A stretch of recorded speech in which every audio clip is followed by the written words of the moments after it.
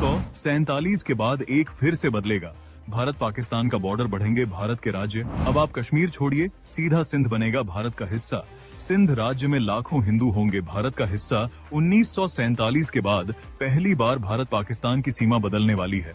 आज फिर एक ऐसा फरमान आया है जिसने पूरे पाकिस्तान को नींद हराम कर दी है और भारत के करोड़ों लोगों के दिल में एक ही सवाल जगा दिया है, क्या सिंध फिर से भारत का हिस्सा बनेगा? क्या पाकिस्तान का नक्शा दुनिया के सामने बदलने वाला है? और क्या भारत के नए राज्य बढ़ने वाले हैं?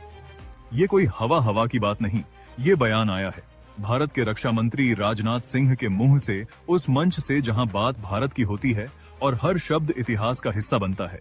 राजनाथ सिंह ने साफ कहा, सिंध आज पाकिस्तान में है, लेकिन ये हमेशा से भारत की सभ्यता का हिस्सा रहा है। हमारी विरासत, हमारी आस्था और हमारी पहचान का हिस्सा रहा है। आज भले ही नक्शे में लाइनें अलग हैं, लेकिन सब जानते हैं कि सीमाएं कभी भी बदल सकती हैं और कल को सिंध फिर से भारत का हिस्सा बन सकता है। यह बात सुनकर पाकिस्तान का दिल दहल गया, क्योंकि सिंध कोई छोटा इलाका नहीं, यह वही धरती है जहां से सिंधु नदी बहती है, जिसको हिंदू हजारों साल से पवित्र मानते आए हैं। यह वह जमीन है जहां से भारत की सभ्यता का नाम पड़ा। सिंधु से हिंदू और हिंदू से हिंदुस्तान, रक्षा मंत्री बोले। सिंधी हिंदू आज भी उस बंटवारे को नहीं भूले जो 1947 में पाकिस्तान की हठ धर्मिता और मजहबी जिद के कारण हुआ। लाखों सिंधी परिवार भारत आए, अपनी जमीन खोकर, अपने घर खोकर, लेकिन भारत ने उन्हें अपनाया।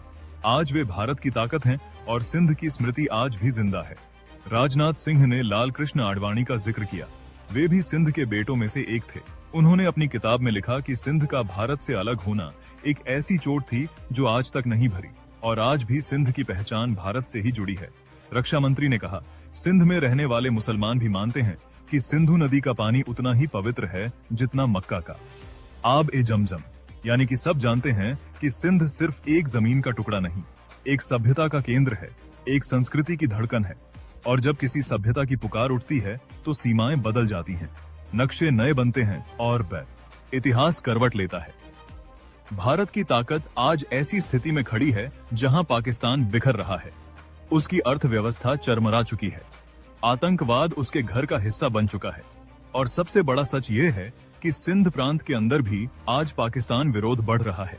लोग खुले मंच से कह रहे हैं, हम अलग चाहिए, हम सिंध देश चाहते हैं, हम पाकिस्तानी शासन से आजादी चाहते हैं। इसी माहौल में राजनाथ सिंह का यह बयान पाकिस्तान के लिए डर का घंटा बन गया है। लेकिन बात यहीं खत्म नहीं होती। रक्षा मंत्री ने पीओके पर भी बड़ा ऐलान कर दिया। उन्होंने कहा, पीओके के लोग खुद ही आजादी की मांग कर रहे हैं। वे पाकिस्तानी सेना के जुल्म से तंग आ चुके हैं। वे आज खुलकर नारे लगा रहे हैं कि हमें भारत चाहिए, हमें हिंदुस्तान चाहिए, हमें पाकिस्तान से मुक्ति चाहिए।